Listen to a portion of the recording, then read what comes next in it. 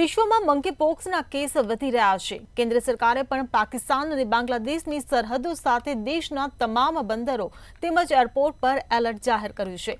ત્યારે રાજ્ય સરકાર પણ ચિંતિત છે। ત્યારે મંકીપોક્સને લઈને એડવાઇઝરી જાહેર કરવામાં આવી છે। અમદાવાદની અસરવાદ સિવિલ હોસ્પિટલ પણ આ વાયરસ સામે લડવા માટે સંપૂર્ણ રીતે સજ્જ છે।